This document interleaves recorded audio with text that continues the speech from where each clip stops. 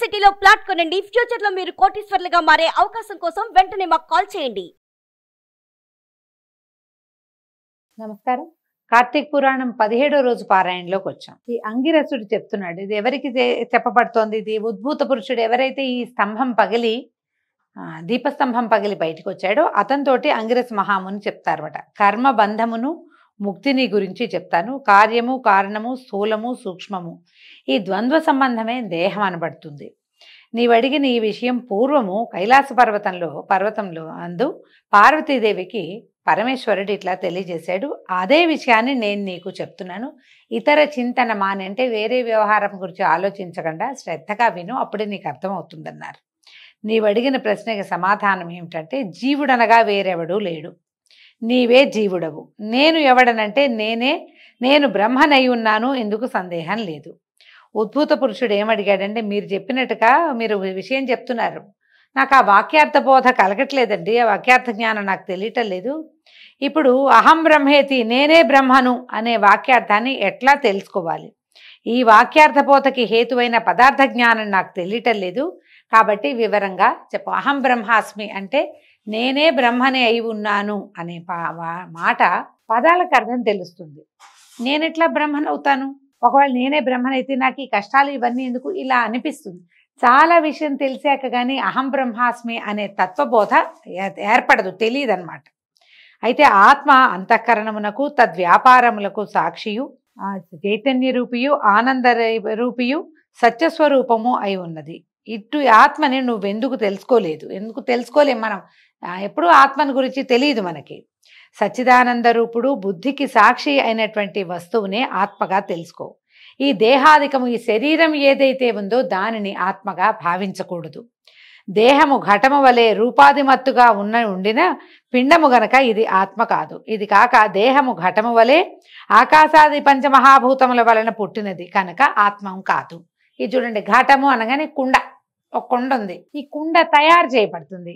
కొంత మట్టి సేకరించి అందులో ఇంకేమిటో కొద్దిగా కలిపి దాన్ని బాగా తొక్కి పదును చేసి కుండం చేసి ఆ చక్రం మీద పెట్టి కుండం చేసి ఆ కుండని ఎండబెట్టి తర్వాత కాల్చి అప్పుడు కుండ తయారవుతుంది.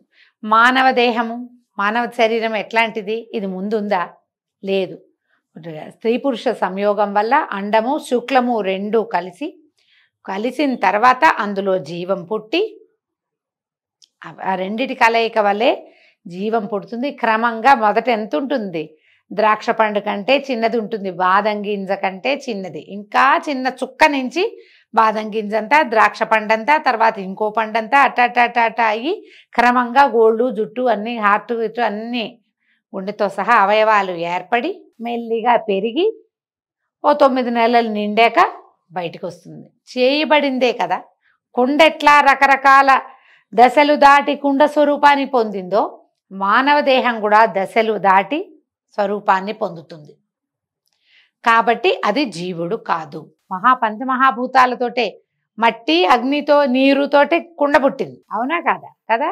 మనము అన్నిటితోటి పృథివ్య తేజో వాయురాకాశాలతోటి మానవ దేహం నిర్మించబడింది. ఇలా ఉండగానే ఈ ఇంద్రియాలు, ఇంకా ఇందులో ఉన్నాయి పంచ జ్ఞానేంద్రియాలు, పంచ కర్మేంద్రియాలు ఉన్నాయి. ఇంద్రియాలు కూడా ఆత్మ కాదు. అలాగే మనసును, బుద్ధిని, ప్రాణములను కూడా, ఇందులో ప్రాణం ఉంది, అదే ఆత్మ అని అనుకోవటానికి వీల్లేదు. ఆత్మని నిలిపి ఉంచేది ప్రాణం, ప్రాణమే ఆత్మ కాదు. దేహేంద్రియాలన్నీ ఎవని సన్నిధి చేత ప్రకాశించునో వాడే ఆత్మగా ఎరుగుము. అంటే ఈ దేహము, ఆ ఇంద్రియాలు ఇవన్నీ నడుస్తూ, తిరుగుతూ, తింటూ, కదులుతూ, రకరకాల పనులు చేస్తూ, అనేక రకాల వ్యాపారాలని నిర్వహిస్తూ ఉన్న, వ్యాపారం అంటే బిజినెస్ కాదు, సాధారణ మన క్రియా విశేషాలు ఇవన్నీ నిర్వహిస్తున్నాయంటే ఈ లోపల ఉన్నవాడు అతడొకడు ఉన్నాడు కాబట్టి అతని సాన్నిధ్యం వల్లే ఇవన్నీ ప్రకాశిస్తాయి, ఇవన్నీ వెలిగి పనిచేస్తూ ఉంటాయి. అతనిని ఆత్మగా తెలుసుకోవాలి. అంటే అతడే నీవు. ఈ నేను అనేది ఏమిటి? ఇది కాదు, ఆ లోపల ఉన్న అతడే నీవు అని భావం. అయస్కాంతమణి ఇనుము వలె తాను వికారి కాక బుద్ధ్యాదులను అయస్కాంతం ఏం చేస్తుంది? అది అట్టగే నుంచుంటుంది. ఆ ఇనుప రసం నుండి రసాన్ని కదిలేలాగా చేస్తుంది, అది అక్కడే ఉండి. అలాగే తాను కదలక బుద్ధ్యాదుల్ని చెలింపచేయువాడే నేనని తెలుసుకొనము. ఎవని యొక్క సాన్నిధ్య మాత్రము చేత జడములైన దేహేంద్రియ మనఃప్రాణములు జన్మలేని ఆత్మవలే ప్రకాశించునో వాడే నేనని తెలుసుకో. నేనంటే నేనని చెప్పటం లేదు, అసలు మనం అనేది ఎవరు? వ్యక్తి వాడనమాట. ఎవడు వికారిగాక సాక్షియే స్వప్నమును జాగరమును నిద్రనున్న వాటి యొక్క ఆద్యంతమును తెలుసుకొంచున్నాడు వాడే నేనని తెలుసుకోవాలి. ఘటము ప్రకాశింపచేయు దీపం ఎట్లు ఘటము కంటే భిన్నమో అలాగే దేహాదుల్ని ప్రకాశింపచేయు బోధరూపుడైన ఆత్మ నేనని తెలుసుకో. ఒక ఘటం ఉంది, దాంట్లో ఒక దీపం పెట్టాం. క్షణంలో మనకేమవుతుంది? ఘటము దీపంగా కనపడుతుంది, కానీ కాదు. ఘటం వేరు, దీపం వేరు. ఒక ప్రమిద ఉంది, దాంట్లో దీపం వెలిగించాం, నూనె పోసాం, ఒత్తేసాం. ప్రమిద దీపం కాదు, ప్రమిద ప్రమిదే, దీపము దీపమే. ఆ లోపల ఉన్న జ్యోతి ఉన్నప్పుడు మనకు అది మొత్తానికి దీపంగా కనపడుతుంది, కానీ కానే కాదు. ఎప్పుడైతే ఆ దీపం వెలిగిపోయిందో ఇది ప్రమిదగా మిగిలిపోతుంది. దేహం కూడా అంతే. నిత్యము ఎన్నిసార్లు చూసినా పరమ ప్రేమకు స్థానమైనదే నేనని తెలుసుకొనుము. సాక్షియు బోధరూపుడు అయిన వాడే నీవని తెలుసుకో.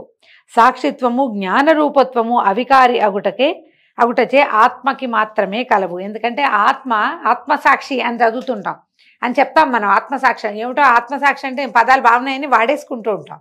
ఆత్మసాక్షి అంటే అది కాదు. మనం చేసే అన్ని క్రియలకి మొత్తం ప్రపంచంతో పాటుగా ఇది 4 దిక్కులు, 8 దిక్కులు, భూమి ఆకాశాలు, వాటన్నిటితో పాటు ఆత్మే సాక్షిభూతంగా ఉంటుంది. ఈ దేహంతో మనం చేసేటువంటి సమస్తమైన వ్యవహారాలని అది చూస్తూ ఉంటుంది. ఆత్మ వల్లే చేస్తున్నామని మనం అనుకోవడానికి వీల్లేదు. అది చూస్తుంది, చేస్తుంటాం, దానివల్ల కూడా చేస్తాం. అదే ఆత్మ ప్రబోధం కలిగింది నాకంటాం. ఆత్మ ప్రబోధం ఎప్పుడు కలుగుతుందండి? మంచి విషయాల్లో ఆత్మ ప్రబోధం కలుగుతుంది.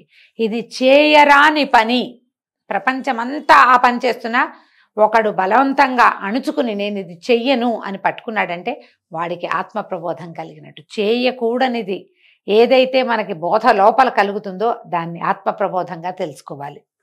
దేహేంద్రియ మనఃప్రాణాహంకారాల కంటే వేరైన వాడు దేహము, ఇంద్రియము, మనసు, ప్రాణము, అహంకారము వీటన్నిటికంటే వేరైన వాడు. తర్వాత 6 జనిత్వ, అస్తిత్వ, వృద్ధిగతత్వ, పరిణామత్వ, క్షీణత్వ, నాశంగత్వాలు అంటే 6 వికారాలు లేనివాడు అయినటువంటి ఈ త్వం పదార్థము అనగా అతడే ఆత్మ. ఈ త్వం పదార్థము ఇట్లా తెలుసుకుని ఆ కారణం వలన వ్యాపించే స్వభావం చేత సాక్షాత్ విధిముఖంగాను తత్శబ్దార్థమును తెలుసుకొనవలెను. తత్శబ్దమునకు బ్రహ్మ అనర్థం, ఆత్మశబ్దమునకు బ్రహ్మణ్యము, ప్రపంచము అని అర్థం. వ్యావృత్తి అంటే ఇది కాదని నిరసించటం, ఇది అది కాదండి అని చెప్పటం. అంటే బ్రహ్మ కాదు, ఇది బ్రహ్మ కాదని దేహేంద్రియాదులను నిరసించగా మిగిలినది బ్రహ్మ. అంటే దేహం కాదు, ఇంద్రియం కాదు, ఇది ఆత్మ, అది కాదు కాదు కాదు అని చెప్తాం. ఏది కాదని చెప్పబడుతుందో, కాదని ఏది చెప్పలేకపోతామో దానిని బ్రహ్మ అన్నమాట. ఆ మిగిలిందే బ్రహ్మ. సాక్షాత్ విధిముఖమ అనగా సత్యజ్ఞానం అనంతం బ్రహ్మ అనే వాక్యాలు అంటే ఇవి కొన్ని ప్రత్యేక వాక్యాలు చెప్పబడతాయండి. బ్రహ్మ సత్య జ్ఞానానంద స్వరూపుడని తెలుసుకోవాలి. అంటే ఈ భగవంతుడి తత్వం ఎట్లా తెలుస్తుంది? ముందు ఆత్మతత్వాన్ని తెలుసుకోవాలి. నేను ఈ దేహంలో ఉన్నటువంటి ఆత్మరూపిగా నేను ఉన్నాను. దేహము విడిచిన తర్వాత దేహం పోతుంది, కానీ నేను మాత్రం నిత్యంగా ఉంటాను. నేను భగవంతుడనే మహాసముద్రంలోని ఒక నీటి బొట్టుని, అంటే నేనే బ్రహ్మను. ఈ విషయం తెలియటానికి ఈ మాయంతా ఛేదించుకుని ఉండాలి మనం. ఇది ఎలా కలుగుతుంది? ఈ మాయ మనం ఛేదింపరానిది. అప్పుడప్పుడు మనం ఇందులో నుంచి బయటికి వెళ్తాం, ఒక తాత్కాలికంగా మనకు అర్థమవుతుంది, కానీ మళ్ళీ మనల్ని మాయ కమ్మేస్తూ ఉంటుంది. ఆ మాయని ఛేదించడానికే మనం భగవన్నామ సంకీర్తన చేయాలి. తపస్సు అవన్నీ కూడా, తపస్సు, సమాధి అవంతా కూడా మనని ఈ మాయ నుంచి వేరువరచి మనం ఏమిటి, అసలు నేను ఎక్కడి వాడని అనేది మనకి ఈ బ్రహ్మతత్వాన్ని కానీ ఆత్మతత్వాన్ని కానీ తెలియజేస్తుంది. వేదములు చేత ఎవడు సర్వజ్ఞుడని, అద్భుతమైన వాడని, సంపూర్ణ శక్తివంతుడని చెప్పబడుతున్నాడో వాడే నేనని తెలుసుకో. మృత్తికాది దృష్టాంతముల చేత ఏ వస్తు జ్ఞాన సర్వజ్ఞానము కలుగునని శృతులందు చెప్పబడిందో ఆ వస్తువే బ్రహ్మ. నేను అనున్నది బ్రహ్మ అనున్నది కూడా ఒకటే అర్థాలు. వేదములందు ఎవడికి మహాద్భుతమైన తదను ప్రవిశ్య ఇత్యాది వాక్యాల చేత జీవాత్మ రూపము చేత జగవత్ ప్రవేశమును ఆ జీవుల గురించి నియంతృత్వము చెప్పబడుతోందో అతడే బ్రహ్మ అని తెలుసుకోవాలి. ఈ ప్రకారంగా త్వము తత్ తత్ త్వం అనే పదాలు రెండు నిశ్చయించబడ్డాయి. తత్ అంటే బ్రహ్మము, త్వం అంటే నువ్వు, అంటే నీవే బ్రహ్మ. తత్వమసి అని వింటాం కదా మనం. తత్వమసి అంటే అది నీవే అయి ఉన్నావు అనే భావాన్ని చెప్పబడింది. ముందు వాక్యార్థాన్ని చెప్తాం. వాక్యార్థం ఏమిటి?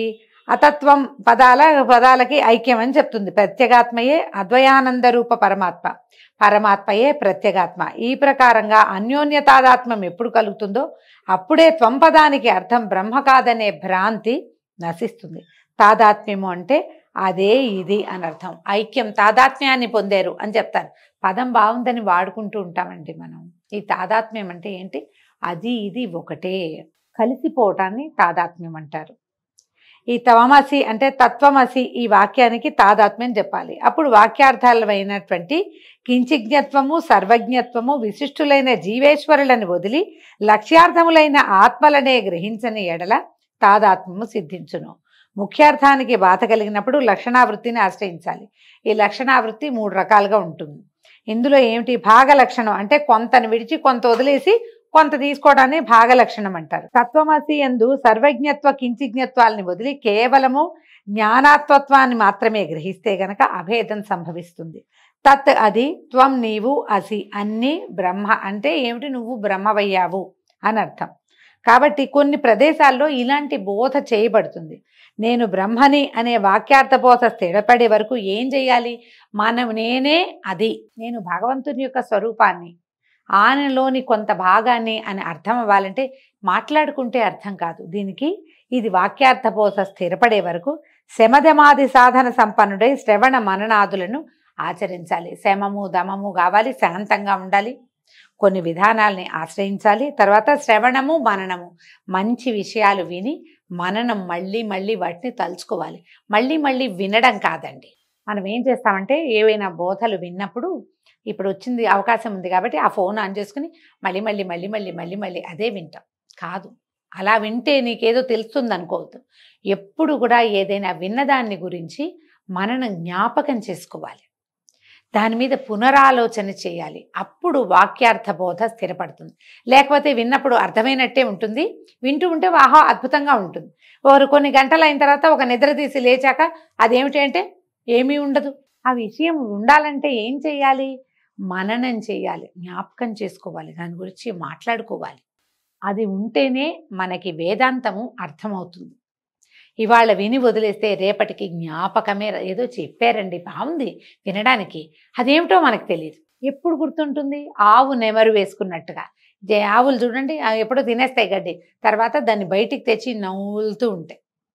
అప్పుడు ఈ తిన్న ఆహారం తాలూకు రసము దానికి వంట పడుతుందట పశువుకి.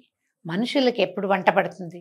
మనం ఏదైనా వింటే దాని మీద మళ్ళీ మళ్ళీ జ్ఞాపకం చేసుకుని ఇది చెప్పారు, ఇది ఫలానా. అప్పుడు మనకి ఏదైనా విషయం కనపడినప్పుడు ఇది చెప్పింది అదేనని జ్ఞాపకం వస్తుంది.